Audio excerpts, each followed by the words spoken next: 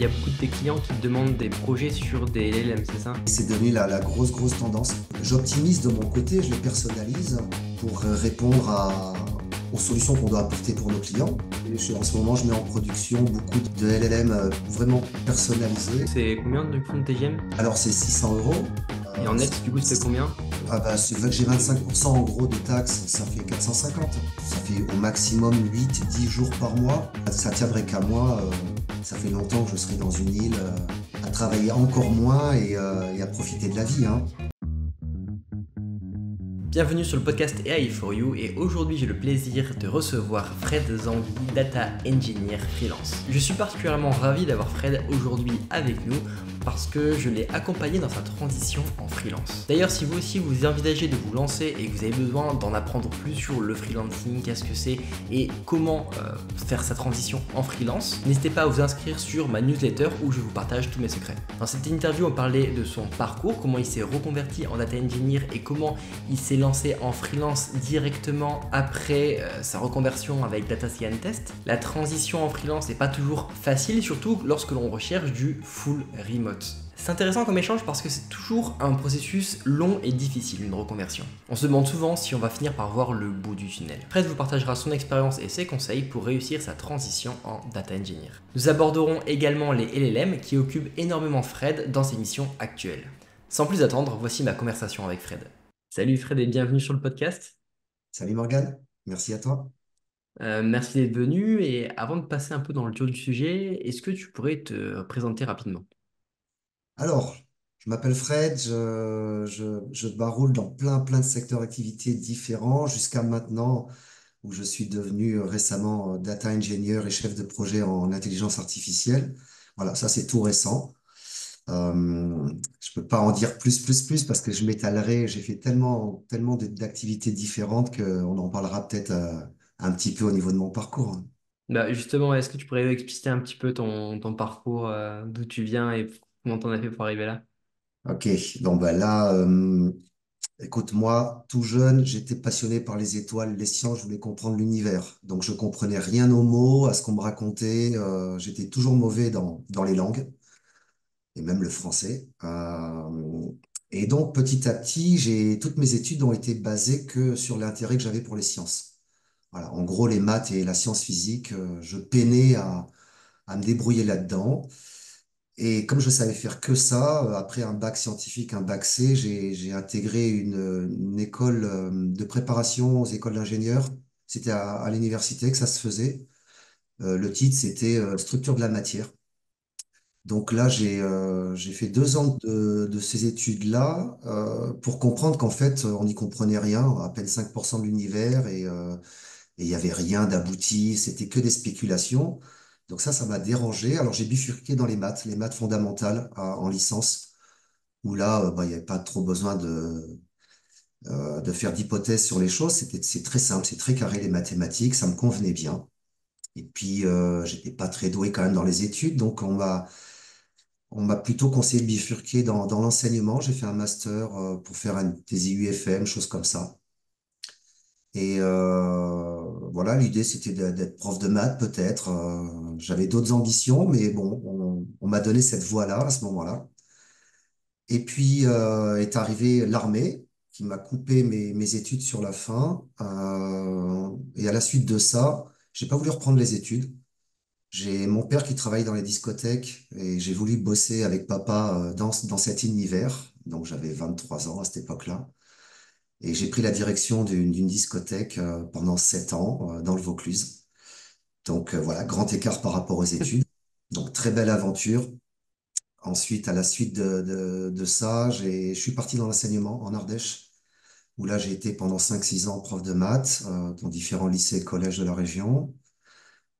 Après, une fois que j'ai fait le tour de tout ça, j'ai bifurqué dans la gestion et la direction de différents campings de luxe 5 étoiles, à des campings plus petits, donc toujours en Ardèche. Donc là, c'était passionnant, vraiment tout nouveau. C'est là où j'ai recommencé à renouer un peu avec la data, parce que c'était des grosses entreprises, des grosses sociétés hollandaises et qui gérait énormément de personnel. Et il y avait tellement de données de partout, il fallait redresser un petit peu tout ça. Donc j'ai remis le doigt sur les grands tableurs Excel, etc. Donc j'ai trouvé ça chouette. J'ai fait ça pendant 6 ans là aussi. Après, j'ai eu la chance de divorcer et de perdre ce travail-là parce que la société, la holding a été vendue à un groupe français. Et, euh, et puis, ça a été un point de départ pour une nouvelle aventure. Je me suis enfermé dans des monastères à coloration bouddhiste, on va dire. J'ai fait vœu de silence pendant des semaines et voire des mois pour essayer de voir un petit peu qui j'étais, où j'en étais, ce qu'est la vie. C'était un petit peu les questions du moment. Et puis, une drôle de révélation, on va dire, quelque chose qui a reformaté tout mon cerveau, qui a remis tout à zéro. Et un bonheur immense depuis, à simplement vivre au jour le jour, puis à être heureux, quoi qu'il arrive. Et puis, c'est là que je me suis dit, bon, bah, j'en ai un petit peu marre de bosser pour les uns les autres. J'aimerais bien bosser un petit peu pour moi. Et puis, tant qu'à faire, à bosser de chez moi, où je veux dans le monde. Donc, j'ai cherché sur YouTube les 50 meilleurs jobs en freelance à faire et puis j'en ai trouvé un. C'était justement d'être codeur. Donc, sur YouTube, je les voyais à Bali, sur les plages, en train de coder. Enfin, je trouvais ça génial. J'ai dit ça, je veux bien. J'ai le profil scientifique. J'ai toujours aimé coder un petit peu du temps d'université. Et pourquoi pas? Donc, j'ai trouvé une école de formation qui s'appelle Data Scientist. Alors, j'ai cherché partout un petit peu pour voir un petit peu ce qui était proposé. J'ai choisi cette école pour commencer un cursus de data scientist, tout simple. Mais avant ça, j'ai fait 6 mois tout seul. J'ai dévoré tout ce que je trouvais sur YouTube. J'ai appris à coder en Python. J'ai appris mes premiers sets de machine learning avec tout ce qui traînait. J'ai trouvé ça génial, dont toi qui faisait pas mal de choses sur YouTube. Et c'est là où j'ai accroché. D'abord, je t'ai rencontré comme ça. Et puis, c'est là où j'ai vraiment accroché au domaine. Je me suis dit, tiens, l'intelligence artificielle, c'est quelque chose qui devrait percer dans les prochaines années. Donc, je m'y suis lancé. Donc, j'ai fait une première formation de 6 mois en bootcamp intensif, où là, je faisais 12 heures par jour, tous les jours, hein, parce que ben, j'avais pas le niveau. Il fallait que j'apprenne depuis la base. Et donc, ça a été 6 mois très difficiles, mais je me suis accroché. Donc, j'ai eu ce premier diplôme de data scientist. Et puis après, j'ai continué. Par la même école, j'ai fait un diplôme de MLOps et puis un autre de Data Product Manager. Et puis, c'est comme ça que j'en suis venu à découvrir que tu faisais cette formation. Et on va peut-être en discuter après par la suite parce qu'en fait, je brûle les questions là. Non, pas de souci, ouais, c'est intéressant. Et là, du coup, c'est quoi qui t'intéresse le plus dans la data quand tu as découvert ça? C'est qu'est-ce qui t'a tiré le plus? Ben moi, j'ai été confronté à cette problématique. Hmm. Des grandes bases de données, d'essayer de trouver de l'information, de les regrouper, etc. Et puis franchement, avec mon niveau sur les tableurs Excel, c'était pas génial. Je perdais beaucoup de temps et puis c'était pas très probant comme résultat que j'avais. Donc ça a aidé beaucoup, hein. Mais c'est là que je me suis dit à ce moment-là qu'il faudrait intégrer d'autres systèmes. J'étais pas trop au courant de ce qui se faisait parce que j'étais directeur de cette holding hollandaise là, qui gérait des campings. Donc j'avais beaucoup de choses à faire, mais c'est là que l'idée a germé. Et puis quand j'ai voulu rentrer dans le code, ben, je me suis dit c'est la data qu'il faut, parce que de la data, j'en ai rencontré toujours partout. Elle est sous-exploitée, il y a beaucoup de choses à en tirer. Et c'était la curiosité. Et puis le plaisir en fait. Voilà, je trouve ça je trouve ça chouette de manipuler des données quand elles sont chiffrées, hein, parce que quand ce sont des mots, du vocabulaire, j'étais confronté au même problème de ne pas trop comprendre qu'est-ce qu'on pouvait en faire. Mais j'ai trouvé des solutions avec l'IA pour tout ça. Et du coup, donc, tu as fait ta reconversion avec Data Scientist, etc. Donc, tu finis ton parcours. Et là, pourquoi enfin, tu te dis directement, moi, je vais passer en freelance. Du coup, pour le même truc que je disais avant, c'était quitte à travailler, autant travailler à mon compte et pas travailler pour quelqu'un, c'est ça? Ouais, c'est ça. Puis en fait, d'être vraiment indépendant, ça a été l'idée quand j'ai regardé mes petites vidéos YouTube sur quels sont les jobs en freelance que je peux faire. Hmm. C'était l'idée générale. Et puis j'ai eu beaucoup de chance en fait, parce que dans l'école de formation que j'avais, ils m'ont nommé assez rapidement ambassadeur de l'école parce que bah, j'avais toujours la banane et puis j'étais toujours disponible à n'importe quelle heure du jour et de la nuit pour aider quiconque voilà, sur n'importe quel sujet. Et j'ai eu la chance de rencontrer en fait un CEO qui était freelance aussi dans la data où j'ai participé avec quelques sessions avec lui pour le dépatouiller sur quelque chose que j'apprenais tout juste, hein, c'était des conteneurs Docker. Voilà, moi j'étais à la fin de formation, elle en était au début, donc je l'ai épaulé là-dessus. Et puis le courant a passé, il a compris tout de suite dans les échanges que c'était un petit peu mon objectif d'être freelance et de bosser un petit peu comme lui dans ce domaine-là. Et il m'a proposé une première mission. Alors, j'étais en pleines études, hein. C'était peut-être au mois de mars de 2023. Et là, je venais de découvrir que tu faisais sur ta plateforme une formation justement pour monter sa propre auto-entreprise. Et ça, pour moi, ça a été idéal parce que les papiers, j'avais vraiment pas le temps de m'en occuper. Je te connaissais déjà je trouvais que ce qui était expliqué, la manière dont tu faisais les choses, dont tu les amenais, c'était vraiment très clair, très fluide. Donc j'ai dit banco, allez, je te fais confiance et ça m'a vraiment aidé parce que en une semaine de formation que tu donnais, j'ai monté mon auto-entreprise super rapidement. Ça a été très très très rapide et j'ai pu facturer tout de suite dès le 1er avril. Voilà, j'ai pu donner ma première facture sur la mission qu'on me donnait. Donc tout s'est bien enchaîné. Voilà. Top. Et donc là, c'était ta première mission. Après, c'était une mission longue, une mission courte, ça consiste en quoi?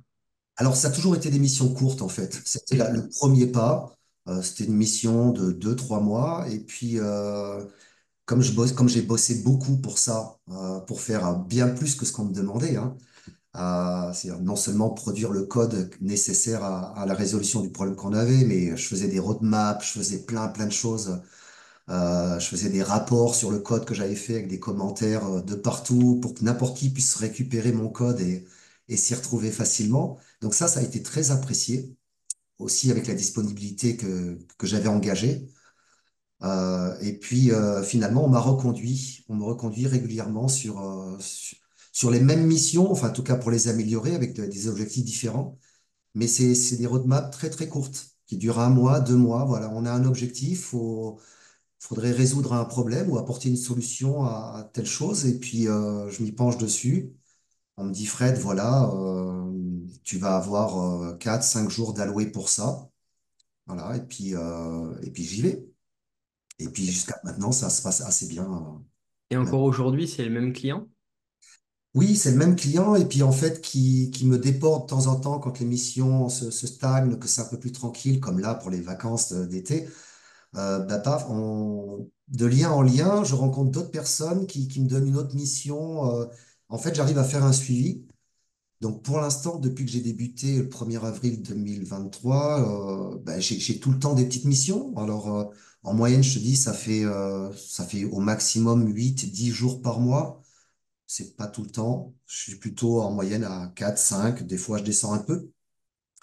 Mais j'ai choisi de faire un TJM assez élevé dès le départ. Voilà, ça c'est stratégique. Ce qui fait en sorte que j'ai pas beaucoup de jours, mais ça m'apporte un bon confort de salaire. Puis ça me suffit. Moi, j'ai besoin de pas grand-chose. Alors, voilà. Et du coup, c'est combien du coup de TGM, si tu peux en parler? Alors, c'est 600 euros. D'accord. Et en Euh, net, du coup, ça fait combien? bah, j'ai 25% en gros de taxes, ça fait 450. Ok. Alors, c'est pas excessif, hein. C'est pas excessif, mais Non. je travaille essentiellement pour des petites entreprises, hein. Je bosse pour Aria, une société qui est dans la crypto et qui est la première agence de notation du type triple A pour les 200 meilleures crypto-monnaies actuelles. Et, euh, et par exemple, là, on m'a demandé de faire un news blotter et puis de récupérer dans toutes les news qu'on scrape légalement, hein, puisqu'on a demandé l'autorisation, d'arriver à trouver des corrélations entre les tendances des crypto-monnaies et puis les news qui sont annoncées. Ah, intéressant. Donc c'est vraiment intéressant, ouais, c'est un univers qui m'intéresse beaucoup, que je connaissais pas, et je trouve ça chouette.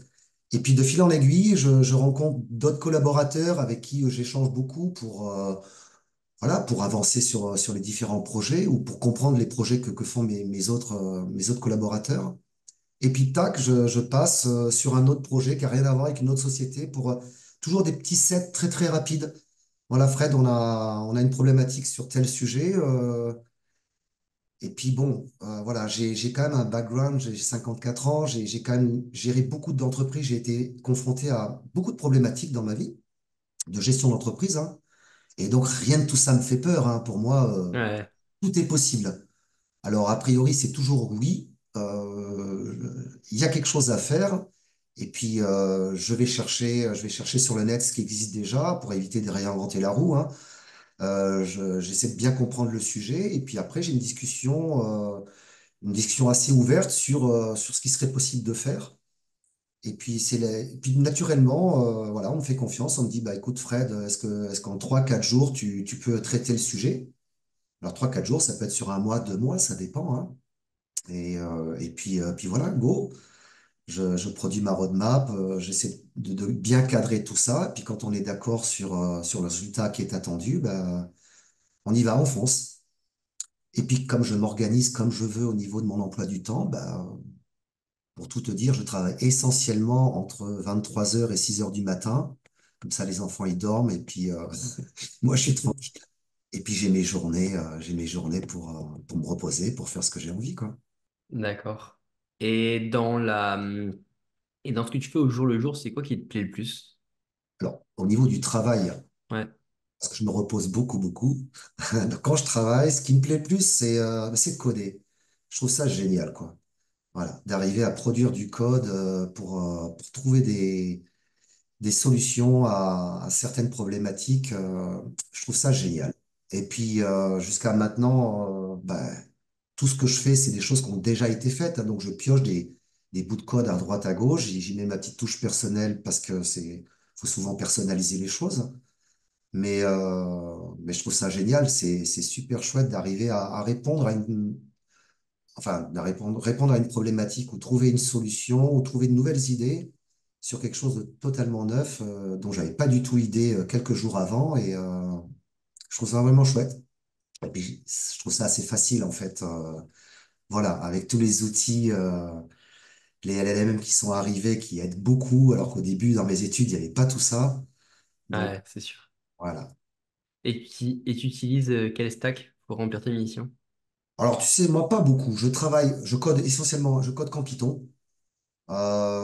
J'utilise beaucoup de requêtes SQL pour manipuler nos bases de données et puis pas mal de YAML pour les conteneurs Docker. Hmm. Après, moi, depuis que j'ai découvert ChatGPT, Mistral, enfin des différents LLM que maintenant j'optimise de mon côté, je les personnalise pour répondre aux solutions qu'on doit apporter pour nos clients. Mhm. Et ça, je trouve ça génial, hein. Donc, beaucoup de ChatGPT. Je trouve que, parce qu'on me fait travailler beaucoup avec ChatGPT en prenant des clés d'API, puis en les interrogeant directement sur différents sujets. Voilà, je trouve ça vraiment chouette. Puis c'est un outil que j'utilise aussi. Ça évite d'aller chercher un code spécifique quelque part. On a des réponses très très rapides et puis on peut faire des tests rapidement comme ça et j'avance bien avec tous ces modèles de langage qui sont disponibles maintenant. Et donc en ce moment, c'est vrai il y a beaucoup de tes clients qui te demandent des projets sur des LLM, c'est ça? Ouais, c'est devenu la grosse tendance, tous d'ailleurs. Ok. En ce moment, je mets en production beaucoup de LLM vraiment personnalisés. Alors, on y va petit à petit, hein. On a un objectif d'arriver à approcher la solution qu'on souhaite au départ, ce qu'on appelle un minimum viable project. On essaie de le faire tranquillement Hmm. euh, pour voir si déjà ça tient la route. Et puis, donc là, je suis à la fin de plusieurs projets comme ça, de 2 projets en parallèle comme ça. Un pour une société qui s'occupe de faire du recrutement. Donc, ils ont des milliers de CV par jour. Donc, j'utilise l'LLM avec des OCR pour scanner en fait les CV et puis l'LLM pour les analyser sur ce qu'on veut exactement. Ça marche très bien. Et puis l'autre pour la société Aria pour la crypto-monnaie. Et là-dessus, bah, il va falloir après les mettre en production, vraiment les personnaliser pour affiner tout ça. Donc c'est pour l'instant la partie projet viable marche bien. Et puis j'attends que tout le monde rentre là parce que les vacances, ça a Ouais, été vraiment c'est sûr. tranquille pour faire le point là-dessus. Et puis on va voir comment les projets se dégagent pour l'avenir. Ouais, effectivement, moi, pareil, en ce moment, mes projets, c'est pas mal sur des LLM, etc. Mhm. Mais effectivement, ouais, en ce moment, c'est un peu le gros boom. Tout le monde veut son chatbot, tout le monde veut son LLM, etc. Même si je trouve que c'est intéressant, mais je trouve que souvent le ROI est assez compliqué à déterminer. J'ai l'impression que des fois, c'est plus une tendance. Tout le monde veut son LLM sans forcément que c'est un grand retour sur investissement sur ces projets-là. Et aussi, je trouve que une grande problématique avec les LLM, c'est aussi comment bien calculer les performances. Parce que du coup, il y a le ressenti, mais souvent en machine learning, on aime bien avoir un beau score, un truc, comment dire, des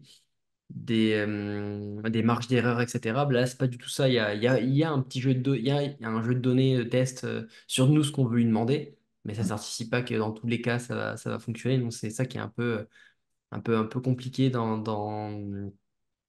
un chatbot.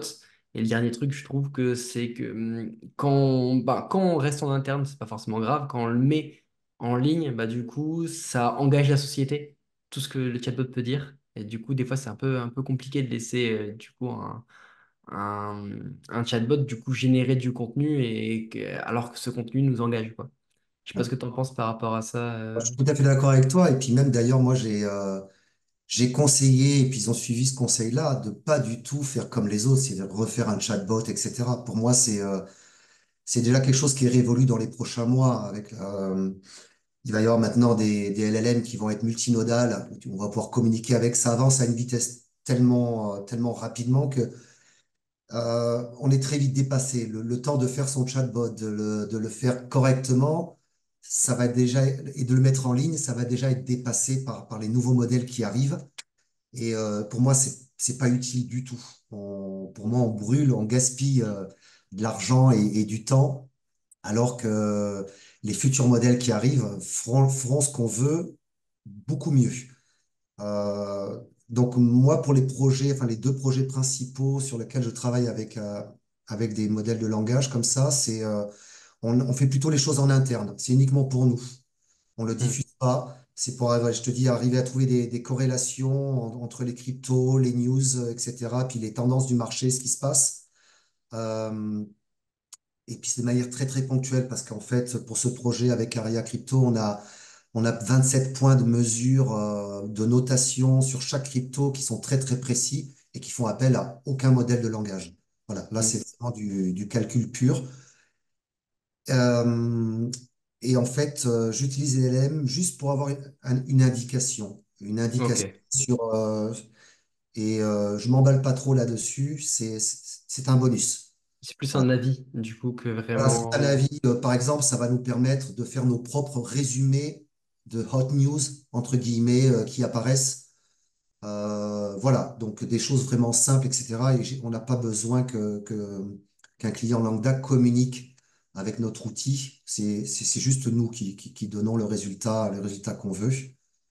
Et puis ça avance tellement vite qu'on va pouvoir améliorer ça très très vite avec les nouvelles avancées, les LLM multinodales.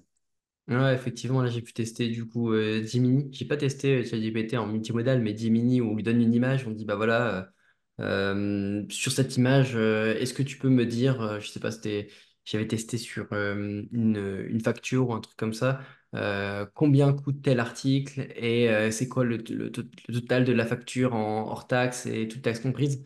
Alors que c'était du coup une photo, une facture, et il arrivait à me dire toutes les informations que j'avais besoin. Donc, même avec les multimodales, même l'OCR, bah, finalement, plus vraiment forcément besoin de l'OCR parce qu'il le prend directement. Après, du coup, je trouve qu'on a un peu moins de contrôle. Du coup, est-ce que ça fonctionne bien? l'OCR, ça permettrait d'un côté de bien, enfin d'avoir des données, enfin des données textuelles qu'on pouvait valider. Là, c'est un 6 trompe dans le multimodal. D'où ça vient, c'est compliqué à savoir quoi. Oui, c'est pour ça que j'ai utilisé les OCR. Je préfère, moi, dans tous les codes que je fais, j'archive tous les processus. Alors, j'ai des fichiers Excel, des bases de données de partout, etc., qui se mettent à jour en permanence. Mais, excuse-moi. Mais ça me permet de pouvoir vérifier chaque étape. Même quand je déploie une solution, je garde quand même un minima d'étapes archivées pour pouvoir vérifier à tout moment les choses qui sont vraiment cruciales, qui sont importantes. Parce que oui, effectivement, on est confronté à ça, hein. Ça nous donne un résultat, mais si on peut pas vérifier la pertinence du résultat, ça fait comme on voit partout sur les sites maintenant actuellement, hein. Ouais. Il y a beaucoup de choses, beaucoup de blabla, mais en fait, il y a, il y a tellement de biais dans les modèles qu'il Hum. n'y a pas beaucoup de choses qui sont pertinentes au final.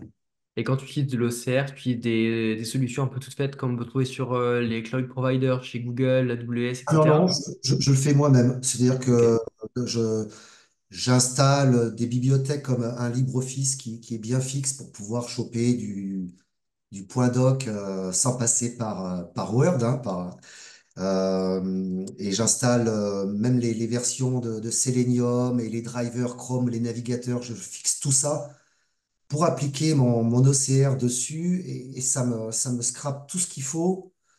Alors, bien sûr, il y a à régler correctement, si, ça dépend si on est dans un langage français ou anglais, etc. Il y a des petites variations à effectuer, mais ça marche bien. En tout cas, on voit sur quelle matière nos modèles de langage vont travailler vraiment. Et ça aide vraiment à pouvoir lui donner les indications, enfin dans le prompt général qu'on va faire au final, ça aide beaucoup en fait à clarifier les choses. Et quand tu mets en prod, du coup, c'est chez un cloud provider ou directement chez un serveur client? Un serveur client. Ok. J'essaie d'avoir le moins possible de boîtes noires du type, ben, on est dépendant de ChatGPT. Mhm. Pour l'instant, on passe par une API avec une clé ChatGPT classique pour voilà, l'idéal, ça sera après d'avoir notre propre modèle en interne qu'on a déployé. Mais bon, pour l'instant, je travaille comme ça. Après, j'essaie le plus possible de moins dépendre d'une solution cloud ou quoi que ce soit. Mhm. Parce que le jour où ça plante, eh ben, ce qu'on a fait notre travail, il doit attendre que le service réouvre. Ouais. Et, euh, et puis, ce sont des petites sociétés pour lesquelles je travaille. On est vraiment, j'ai vraiment aussi un œil, un regard sur où trouver le maximum d'économies pour avoir un Mhm. produit fiable. Voilà. D'accord. Et quand tu dis un modèle en interne, ce serait prendre par exemple un Mistral, un truc libre Ouais, le packager, de le déployer en interne. ouais, voilà. Voilà. Comme pour l'instant, on cherche un petit peu des solutions, on n'a pas encore abouti ce qu'on souhaite vraiment réaliser, parce que ça va tellement vite, il y a tellement de Mhm. solutions, de choses possibles. Donc, tant qu'on est en train d'affiner nos processus sur ce qu'on veut vraiment, je m'embête pas, je travaille avec le ChatGPT version au goût du jour actuel. Et puis après, quand on aura fixé tout ça, quand on aura arrêté ce qu'on veut, on pourra passer à ne plus dépendre de quiconque et avoir un modèle en interne. Voilà. Ouais, parce que finalement, enfin, dans un premier temps, c'est quand même le plus rapide, c'est d'utiliser une Ouais, ouais, ouais. solution avec une clé API au moins. Parce que packager tout ça et mettre en prod en interne, que, enfin, que ça tienne la charge, etc., ça demande un peu de jouer avec, de voir ses limites, etc., quoi. Ouais, ouais. Et ah, bah, du coup, c'est cool, tu t'amuses bien. Enfin, les projets ont l'air vraiment, vraiment top, quoi. Oui, oui, c'est super. En plus, je bosse avec des toutes petites équipes hein, de codeurs, front-end, back-end, etc. C'est plein de gens qui font plein de choses que je connais pas, que je ne sais pas faire. Et c'est super enrichissant de travailler en équipe comme ça, que chacun voit un petit peu les dépendances qu'on a les uns par rapport aux autres. J'apprends beaucoup. Et puis, et puis de se mettre à travailler ensemble sur un même projet, c'est super chouette. Et dans cette entreprise-là, il y a beaucoup de personnes qui font de la data ou t'es le seul? Alors, j'ai un superviseur voilà, qui regarde un petit peu comment je fais le code, etc. J'y rends compte, il rentre pas trop dans mon code à moi. Lui, il fait sa partie à lui, dédiée de son côté. J'ai quelqu'un qui travaille tout le front-end, donc c'est la mise en ligne. Hmm. Voilà, donc on est trois, on va dire, on est trois codeurs, chacun sa spécificité. Et puis, on est vraiment tous, indépendants, mais on travaille dans le même sens, sur le même Ouais. projet global ensemble. Chacun sa partie dévolue, et puis, puis ça va très très bien comme ça. Voilà. Il y a un autre projet où là, je suis tout seul, donc c'est moins drôle, Ouais. moins drôle, mais ça avance bien aussi. Là, demain, par exemple, si ton client, finalement, il peut plus prendre de nouvelles missions ou s'il pose le bilan, etc., ça t'angoisse pas trop de te dire que là, t'as pas trop un peu de backup, quoi. T'as un ou deux clients, mais si ces clients-là partent, d'être sans revenu? Non, j'ai déjà vécu ça plusieurs années, d'avoir rien. La seule chose qui m'a motivé à retrouver un travail stable, c'était d'avoir des enfants qui sont encore jeunes. Et bon, ils ont besoin d'un papa et d'une maman, mais ils ont besoin des voilà, de parents qui sont là pour assurer un petit peu pour eux. Ça tiendrait qu'à moi. Ça fait longtemps que je serai dans une île, à travailler encore moins et à profiter de la vie, hein. Mais Hmm. non, ça m'inquiète pas. J'ai toujours rebondi dans plein de choses. Et bon, j'ai vraiment plus, en fait, ça fait plus partie de moi, d'être inquiet pour quoi que ce soit. Voilà, je prends les choses comme elles viennent. Si le travail s'arrête dans ce domaine-là, ben, on verra. J'ai un petit peu de réserve et puis je trouverai autre chose. Voilà. En fait, j'ai plus l'impression de vraiment travailler. Non, mais c'est top, ça. Ça, Oui, c'est vrai c'est ce que que je moi fais. aussi. Ce que je fais, c'est du plaisir. Je m'organise comme je veux. Et puis, je suis pas gourmand. Voilà, effectivement, si je voulais être gourmand et travailler, on va dire 20 jours par mois, à ce tarif-là, bah déjà, il faudrait que je change de statut. Ça serait Ouais. plus avantageux. Mais ça m'intéresse pas. Moi, travailler 6 jours par mois, ça me va très bien. Je laisse les restes aux autres. Voilà. Je, j'ai une super qualité de vie, hein, parce que voilà, en fait, je travaille, quand j'ai un client, je travaille pour lui, allez, une semaine, même si je facture que 4 jours, je travaille à fond, à fond, à fond une semaine. Et puis voilà, j'ai le reste du mois tout tranquille, hein, pour, Hmm. pour imaginer quelle pourrait être la suite, pour proposer des solutions, pour proposer des alternatives. Voilà, j'ai tout le temps pour sortir du travail que j'ai fait, que j'ai produit, voir ça prendre un peu de hauteur là-dessus. Et ça va très très bien comme ça, c'est chouette, parce qu'à chaque fois que j'ai de nouveaux rendez-vous avec mes collaborateurs, ben, il y a plein de choses qui se sont mises en place durant ce laps de temps. Et ça avance très très bien comme ça. Voilà. Moi, ça me va très bien. Top. Bah, c'est vrai qu'il y a pas mal qui stressent un petit peu parce qu'il y a moins un peu de protection sociale, il n'y a pas le chômage, etc. Après, moi, ce que je dis aux personnes, c'est que moi, c'est pareil, je suis assez minimaliste et je dépense pas vraiment tout ce que je gagne. Mais si on prend un petit peu, qu'on met de côté pour le moment où il n'y a plus de clients, bah, au moins, finalement, le chômage, on le cotise un peu, genre. C'est juste qu'il faut se dire que au lieu de tout cramer tous les mois, il faut en garder une part pour se dire qu'on est, je sais pas, quelques mois, 3 ou 4 mois pour se retourner, pour trouver autre chose, pour rebondir, quoi. Oui, oui. Ça, c'est très important. Mais avant, faut trouver du job, faut trouver du taf. Ouais. Et ça, je comprends que ça puisse être compliqué pour beaucoup, hein. Moi, j'ai eu énormément de chance, en fait. Je me suis pas proposé en tant que demandeur d'emploi. On est venu me chercher et puis c'est venu comme ça, tout seul.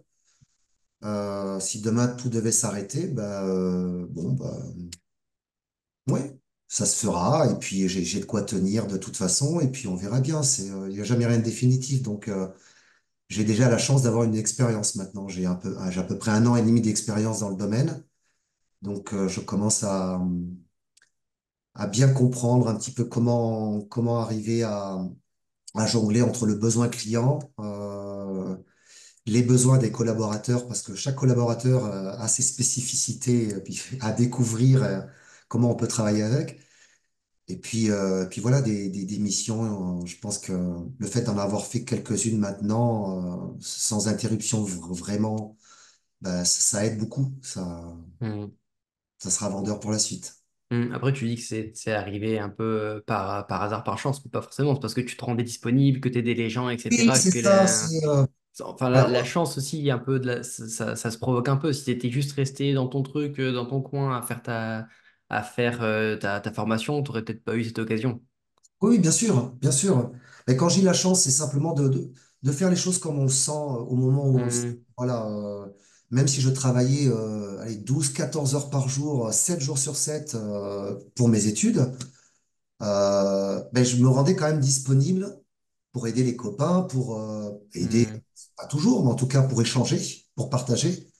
Et puis c'est comme ça que naturellement c'est venu. Voilà, là ça a été un coup de chance cette fois-ci comme ça, mais si je fais le bilan un petit peu de toutes les activités que j'ai fait depuis mes 20 ans, ça a toujours fonctionné comme ça.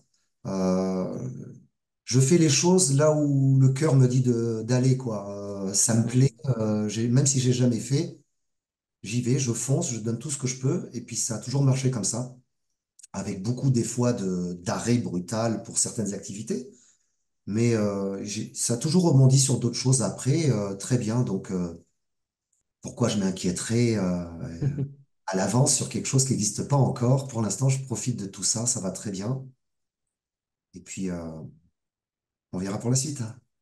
Top. Et si de là, demain, par exemple, la mission s'arrêtait, tu penses après, t'estimes prêt à combien de temps pour retrouver une mission, un premier moyen de facturer un client?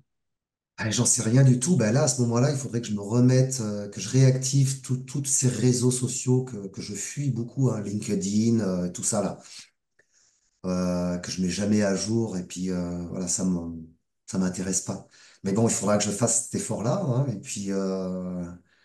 et puis, mais tu vois, c'est peut-être pas la première chose que je ferai tout de suite. Je pense que je prendrai peut-être quelques mois de vraies vacances. Ça fait longtemps que j'en ai pas pris pour, voilà, pour voir d'autres choses, faire d'autres choses. Et, euh, et pourquoi pas changer complètement de domaine. J'ai fait tellement de domaines différents. Mais c'est un domaine qui va me suivre hein, parce que savoir programmer, Ouais. étudier de la data, Ouais, c'est des compétences qui sont essentielles voilà, aujourd'hui, quoi. j'en ai toujours eu besoin. Je savais pas le faire avant. Maintenant, je sais le faire. Donc, c'est quelque chose que je vais toujours garder avec moi. Et puis, il y a tellement de plaisir, ça avance tellement vite dans ce domaine-là, cette dernière année, en tout cas, qu'on a vécu, que j'ai hâte de voir la suite, parce qu'il va y avoir beaucoup de choses qui vont arriver, qui vont Ouais, être ça continue à se surprenantes et développer, hein. qui vont nous aider. Voilà. J'ai pas peur qu'un métier tel que le mien, en tout cas de codeur, s'arrête du jour au lendemain. Euh, voilà, ça s'arrêtera peut-être. Je ferai autre chose.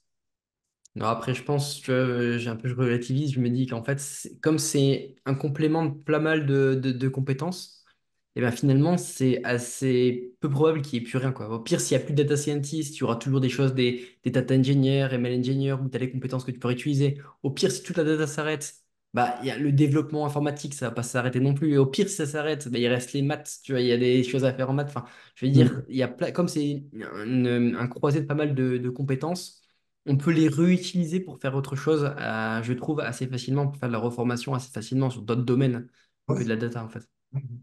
Maintenant que tu as un peu d'expérience en freelance, est-ce que tu recommanderais de passer freelance à quelqu'un qui se dit, bah tiens, j'aimerais bien me lancer, mais qui hésite un petit peu, qu'est-ce que tu lui dirais à ces personnes? Ah oui, absolument. Devenir freelance en tant que micro-entrepreneur, Hmm. par la formule que tu as présentée, pour moi, c'est vraiment l'idéal pour débuter parce on élimine toute la paperasse. Tu expliques très bien comment se déclarer, etc., comment cocher les bonnes cases, hein, parce qu'il y en a des cases à cocher, et c'est ça un peu qui peut être rebutant à se dire si je me trompe, ça peut être la catastrophe pour plus tard. Donc ça se passe très bien comme ça et c'est vraiment important pour en fait dédier tout son temps, toute son énergie au travail, à la tâche pour laquelle on est rémunéré, quoi. On n'est pas là pour faire des papiers en permanence, pour regarder, déduire sa TVA, comment je déclare ceci, cela. Ouais. Ça, quand on commence à prendre un peu de volume, à la rigueur, ça sera le passage obligatoire, mais à ce moment-là, on prend un expert comptable, enfin, on Oui. utilise d'autres moyens. Quand on veut minimiser les coûts, le gaspillage de temps, l'inquiétude, pour moi, c'est ça vraiment l'idéal. Voilà. Mhm. Comme Ouais, ça nous tout à permet de fait. voir l'activité, comment on tourne, quel chiffre d'affaires, ça nous permet de récupérer, comment on peut lisser tout ça, est-ce qu'on peut en vivre ou pas. Ça nous permet de nous poser les bonnes questions, de faire un bilan rapide et en tout cas d'avoir gardé toute notre énergie pour la tâche qu'on avait à effectuer, quoi. Une fois qu'on a de l'expérience là-dedans, qu'on sait comment travailler, je parle en première expérience, hein, Mhm. voilà, une fois qu'on a roulé un peu sa bille dans ce domaine-là, bon bah après, si on veut s'amuser avec des papiers un peu plus compliqués parce qu'on a un montage particulier à faire, Ouais, bah, de toute façon, après, on peut casser les plafonds. Faut juste, à partir du moment où on casse les plafonds 2 ans d'affilée, c'est là où on doit quitter l'auto-entreprise. Donc, ça laisse un peu de marge, mais après, ouais, ça dépend. moi je suis très loin de les casser les plafonds, hein. Ouais. Ouais, parce qu'il y a des gens, du coup, qui vont en mission bah, chez un client, en fait, un peu comme un CDI, mais en freelance, quoi, en tant que consultant externe, à 20 jours par mois, 10 mois dans l'année, bah, en fait, finalement, les plafonds, ils Oui, pètent assez vite, quoi. oui. Du coup, on arrive à la fin de cette interview et à la fin, je pose toujours les 4 mêmes questions. Il y a quelqu'un qui veut te lancer en data science. Quel conseil lui donnerais-tu? Faut croire en soi. Voilà, c'est avoir confiance en soi. Faut pas écouter, pas trop écouter les autres. Voilà. On est les mieux placés pour savoir ce dont on est capable, pour connaître nos limites, etc.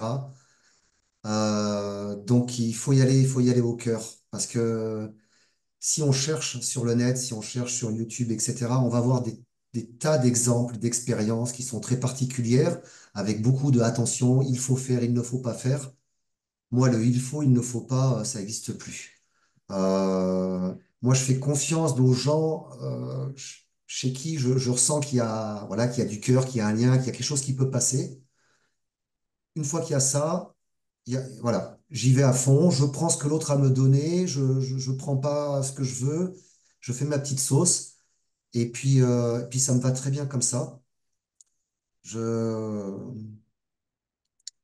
L'important, c'est la confiance en soi. Voilà. Et puis l'énergie qu'on peut donner. Chacun a ses modes de vie particuliers, ses contraintes, etc. Donc, voilà. Moi, j'ai la chance de pouvoir travailler comme je veux, quand je veux, aux horaires que je veux. Tout le monde ne peut pas faire comme ça. Mais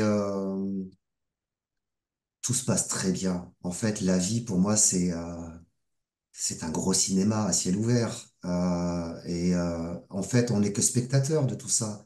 On a l'impression qu'on est acteur, de tout ce que je pourrais faire, il n'y a rien qui va changer la face du monde et encore moins l'univers. Hmm. Donc, Ouais. je reste tranquille, je fais du mieux que je peux. Et déjà, ça, c'est très bien. Voilà. Et puis j'ai une confiance absolue en ce qui se passe maintenant, dans ce que la vie me propose. Donc, voilà, ça marche très bien. Si à un moment donné, ça marche plus, ben il n'y a rien de grave, c'est comme ça, c'est la vie. Voilà, il faudra prendre le temps peut-être pour se reposer d'autres questions, etc. Pour l'instant, je suis allé toujours là où le cœur me disait tu peux y aller. Voilà, il n'y avait pas trop de psychotage il faut pas, attention, ceci, Hmm. cela. Ouais. Je suis pas formaté comme ça. Donc j'ai toujours choisi tout ce que je faisais et les gens avec qui je correspondais avec ce seul critère-là. Voilà. Et ça a toujours très bien marché. Voilà. Et puis si des fois ça marche pas, bah, c'est pas grave, hein. On va pas se rouler Ouais. par terre parce que je m'entends pas avec un tel ou parce qu'une mission a échoué. Bon, pour l'instant, ça a toujours bien marché, mais voilà. Si on fait de son Hmm. mieux, qu'on est sincère, qu'on bosse fort, Quand je dis force, c'est d'apporter toujours un peu plus que ce qui est demandé. Hmm. Voilà. Déjà, d'arriver à comprendre bien comme il faut les attentes du client, déjà, ça, c'est très Ouais. important. Et c'est pas Et toujours là où facile, je quoi. dis, voilà, moi, je me lance pas dans le code à corps perdu comme ça. J'essaie surtout de bien comprendre les attentes du client et de reformuler ce que j'ai bien compris de ses attentes et qu'il me reformule pour être sûr qu'on ait tout bien compris, quoi. Et puis qu'on l'écrive. Hmm. Partant de là, après, ben, je peux foncer dans le code. Il y a pas de souci quand on sait vraiment ce qu'on veut. Ouais, où on va. Voilà. Et puis, bah, ça s'est toujours bien passé. Dans le sens où il y a toujours eu des contraintes, toujours eu des choses inattendues qui arrivaient. Ah, Hmm. ça, mais finalement, c'est pas si simple d'arriver à là. Mais quand on a un échange clair et franc et honnête avec nos interlocuteurs, on dit les choses tout de suite. On dit, moi, j'explique beaucoup hein, toutes les semaines, même si je travaille par-ci, par-là de temps en temps, si je fais pas grand-chose, j'explique où j'en suis, à quelles étapes j'en suis. Et s'il y a des nouvelles problématiques, je les pose. Et puis ça permet d'avoir un échange vraiment très régulier, puis de recadrer s'il faut à un moment donné. Et ça se passe très très bien comme ça. Euh, voilà. Travailler avec cœur, avec honnêteté, euh, pour moi, ça suffit. Puis croire en soi. Voilà. Ouais. Et est-ce que tu as un livre, un contenu, un podcast, quelque chose à partager voilà, que Rien. tu recommandes souvent ou qui t'a bien Ouais. aidé Donc dans ce domaine-là, j'ai rien lu du tout. Après, pas forcément comme je dis, ça peut être un contenu, ça peut être un podcast, une chaîne YouTube, un site internet, quelque chose qui t'a aidé au moment donné où tu te formais en data science, ou data engineer ou MLOps et que tu voudrais partager là maintenant. Ben, genre, les deux qui m'ont poussé à faire mes études, en fait, ben, ça a été toi, tout ce que tu as produit, voilà, ta façon de faire, etc. Le format me convenait tout à fait pour un novice. Et puis même, c'était pas si simple parce que tu rentres quand même souvent dans le code et puis Ouais. tu fais des belles démonstrations. Donc pour apprendre, pour comprendre, j'ai trouvé ça génial. Et ben, je crois que j'ai fait quasiment tout ce que tu produisais et que tu avais produit jusqu'à ce que j'attaque mes études en 2023. Et il y en a un autre que j'avais suivi qui s'appelait Guillaume. Saint-Cyrgue? Comment? Saint-Cyrgue? Machine Oui, Learning? Saint-Cyr, Machine Ouais. Learning. Ah Voilà. oui, top aussi. Toi et lui, j'ai fait toutes les vidéos YouTube, tous les tutos, j'ai tout fait. Ok. Et c'est là que je me suis dit, ouais, ça me plaît, c'est chouette. J'avais vraiment du plaisir dans la curiosité, mais du plaisir à toucher, Hmm. à faire. Et c'est là que je me suis dit, bon, ben, ok, je veux bien être formé pour ça, essayer de décrocher un diplôme pour en faire mon métier parce que je me régale, parce que je trouve ça super, passionnant, intéressant. Voilà. Et c'est vous deux, Guillaume Saint-Cyr et toi, qui m'avez mis le pied à l'étrier pour me conforter dans est-ce que c'est vraiment ça que je veux faire? Voilà. Ok. Bah, c'est cool. Merci. Je suis content d'avoir pu t'aider dans cette partie-là. Mais merci à toi. Est-ce que tu as une citation, un proverbe qui te vient souvent à l'esprit? Non, non, non, j'ai plus rien. J'ai arrêté de donner des conseils. J'en donne plus qu'à mes enfants maintenant. Je me retiens, hein, mais Ouais. non, non, non, faut, la vie est magique.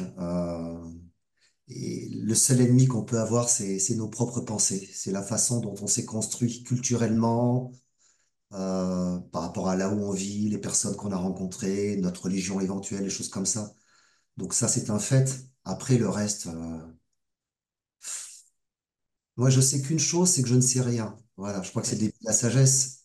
Je sais que je ne sais rien, donc ah bon pour tout. Voilà, c'est de la découverte très très très souvent, et je trouve ça génial comme ça. Et j'accepte tous les conseils qu'on peut me donner. Hein. Je suis pas contre le il faut, il ne le faut pas, mais j'essaie le moins possible d'en donner parce que je crois qu'il faut laisser les gens libres de découvrir par eux-mêmes leur chemin, quoi. Hmm.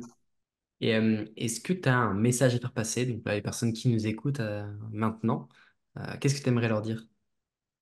Ben, tout faire pour être heureux. Voilà.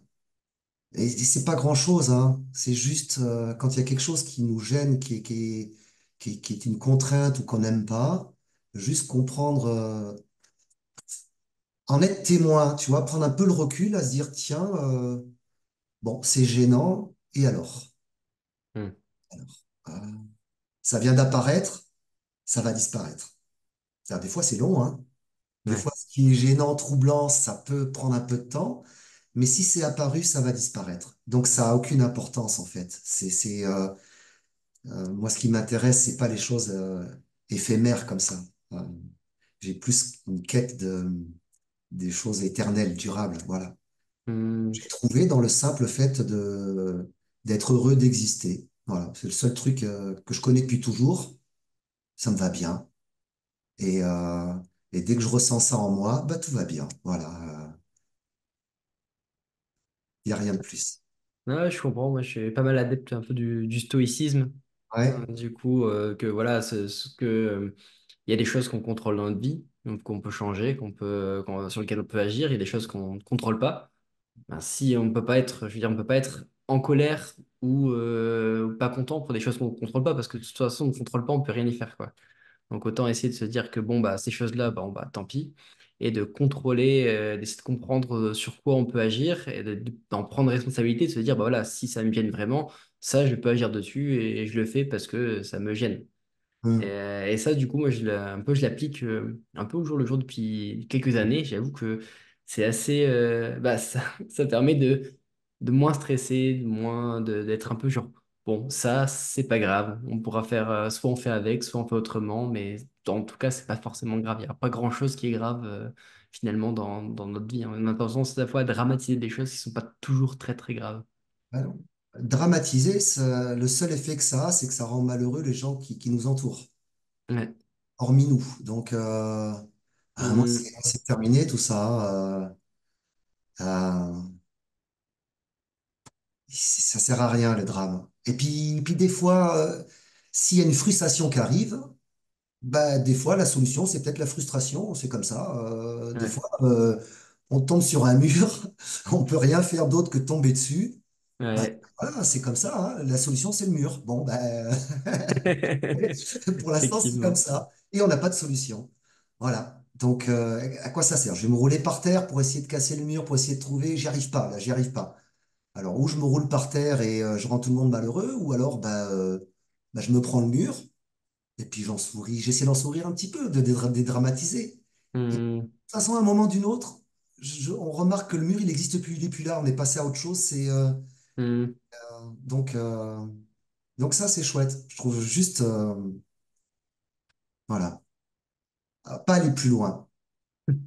Top. Bah, merci beaucoup, Fred, pour un Ah, peu ton parcours, ce que tu pu vivre et comment, du coup, tu as vécu ta reconversion et comment tu es passé freelance. Je pense que ça va être vachement inspirant pour les personnes qui veulent faire pareil parce qu'une reconversion, c'est jamais facile. Se lancer en freelance, c'est jamais facile. Enfin, en tout cas, se lancer dans des choses inconnues, c'est jamais facile. Et de me voir qu'il y a des gens qui l'ont fait avant nous, que ça s'est bien passé, bah, ça montre que finalement, les gens peuvent le faire, quoi.